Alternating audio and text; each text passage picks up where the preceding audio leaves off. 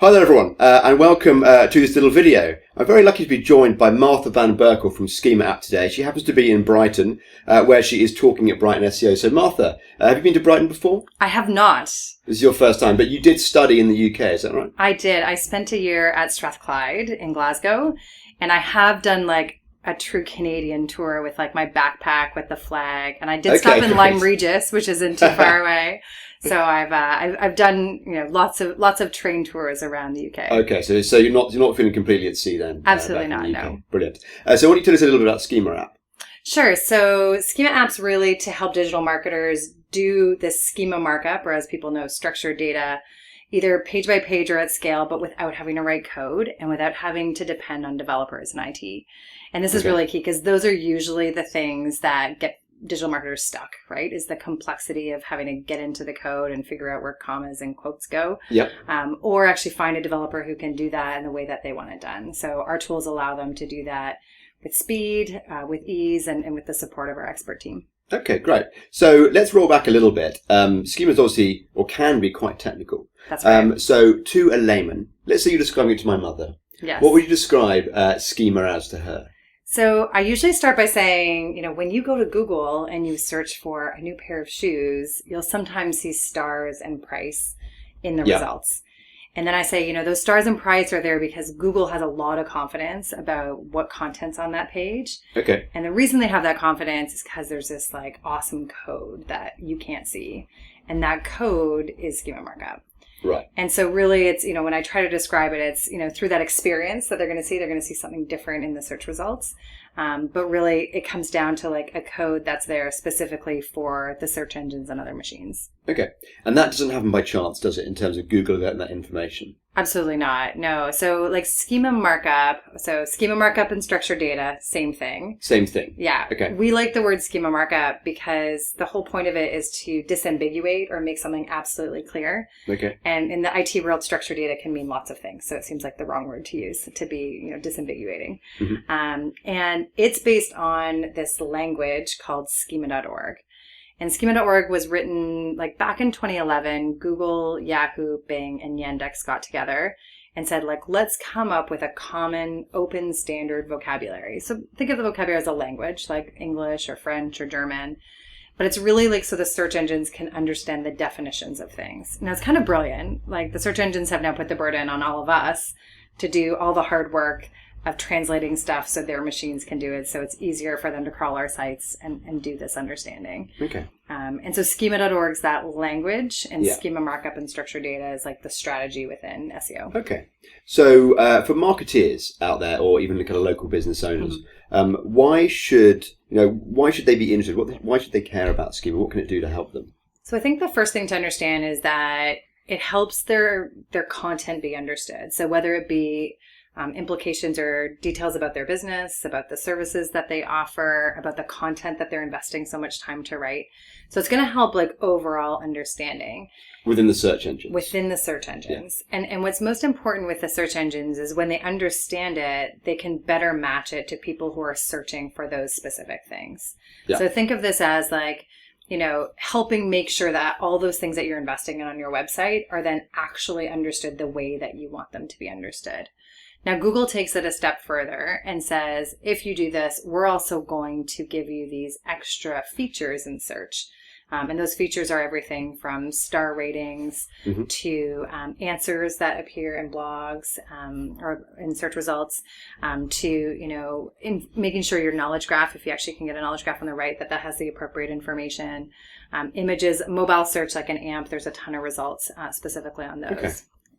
So for all of us who have websites then, our objective is to get Google to really understand what we do, and for local businesses where we do it. Correct. So that we get returned in the search results for the right queries. Yes. And so this is a great way of really specifically telling the search engines exactly what we want them to know about us, but also what they want to know about us. Exactly. In a way that doesn't rely on them necessarily kind of crawling all our code and trying to work it out. We're clearly telling them in the code what they want to know. Yes. Which is fantastic for us who are trying to communicate with Google so that they will rank us higher for the right search terms. But then also the benefit is that you can they'll start to show additional information in the search results, such as star rating, price points, so we've got FAQs, like we're seeing now show up. Yeah, so I call it like search real estate is like one of the things, and how you like visually pop in the search results so that you can get those customers to engage with you. So potentially, if used correctly, it's a really effective way of driving more visibility within search and getting more information into the SERPs so that click-through rate from search results can go up. Yeah, and it's just not click-through rate. Like we're seeing the value come like across that customer lifecycle. So where you're getting more impressions, therefore you're getting more clicks. Mm-hmm. But then we also find that people are spending longer and engaging more also with the content on your site. And I think this comes from like, if Google really understands it and they know who the searcher is and their goal is to match that searcher's intent, then the person who's actually getting to your site is the right person. Okay. And therefore they engage more. That's fascinating because I can really understand how it affects visibility. Mm-hmm. And therefore, if you've got information like price points, people are going to click. But you've got evidence that shows that when you've implemented Schema correctly, once users actually get to the site, what their desire is more closely matched with the offering. Correct. And therefore you've got, like you say, more time on the site, higher propensity to purchase. Yeah, lower bounce rate, those kind of things. Really? Yeah. Well, that's fascinating. So it's not just about getting more visibility and just getting volume. It's actually really, really high quality, high intent users coming to your website. Correct. Yeah. And we've really seen that evolve over the years. Like in 2015, 2016, even early 2017, like it was really about that impressions and click-through rate. But over the last 2 years, we've seen it sort of go throughout that process. And even Google's case studies on their structured data guide starts calling out these even to the point of like increased revenue, increase like engagement, et cetera. Yeah, so one of the questions I've got, which I think probably lots of people who work with local businesses, is around how do you schema correctly on local landing pages? Mm. So a typical local landing page, and let's say it's a cosmetic dentist who serves the Brighton area. Mm-hmm. On a landing page, which is a very important page for conversion for them because they're not an e-commerce business that haven't got product pages or e-commerce pages.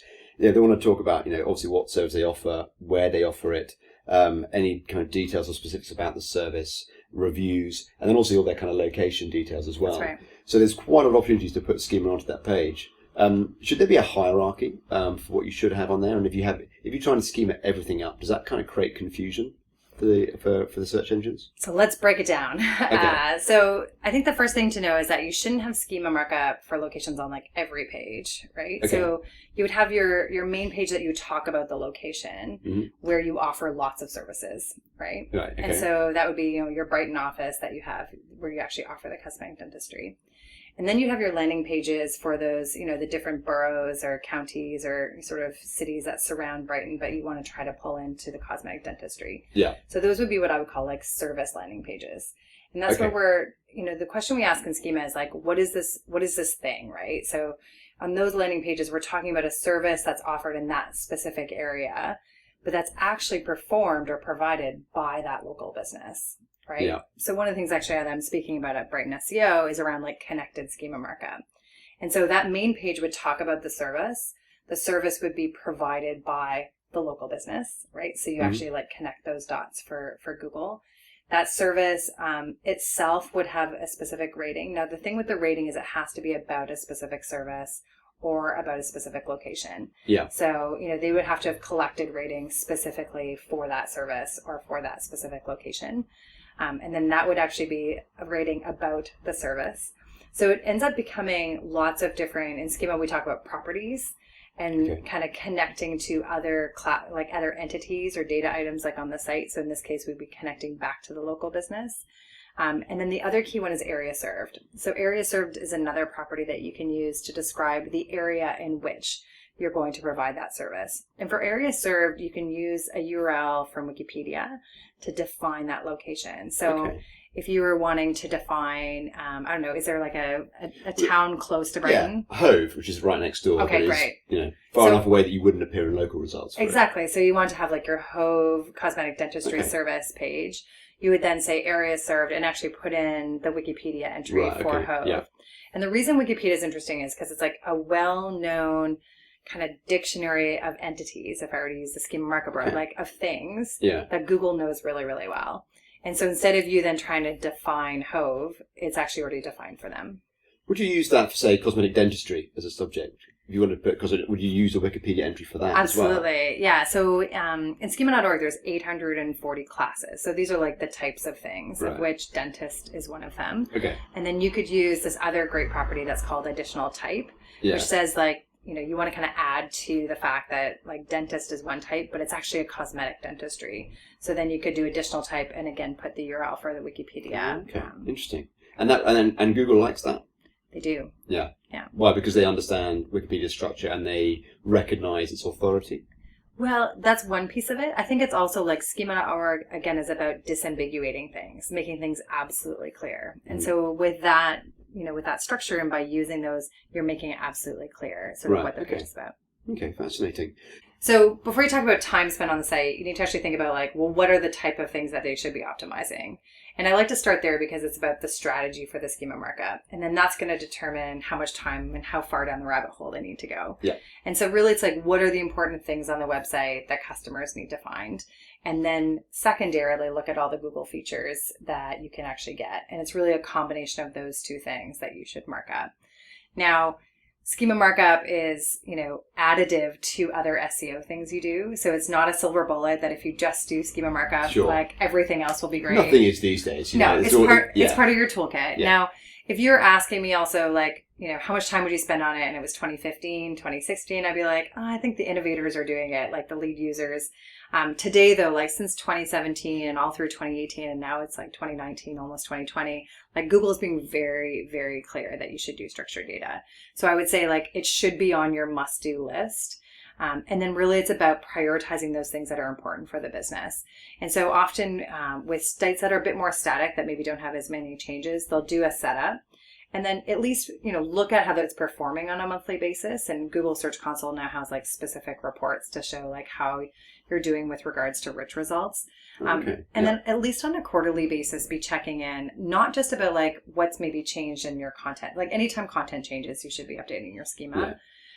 However, there's also an element of like new features coming out. So it's been really interesting since about March, April timeframe.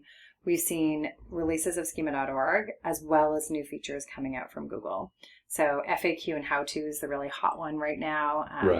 And so in May, they announced that like FAQ and how-to, not only if you do those structured data that you'll qualify for more sort of real estate on the search result, but also you'll be voice ready, which makes total sense, right? Because like FAQ is question and answer. That's how people are primarily engaging through voice.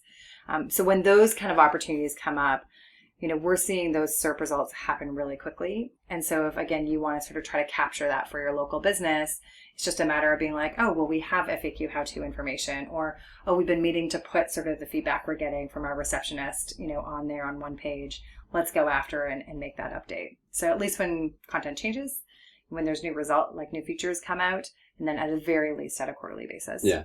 So I guess it's something that you should always be aware of.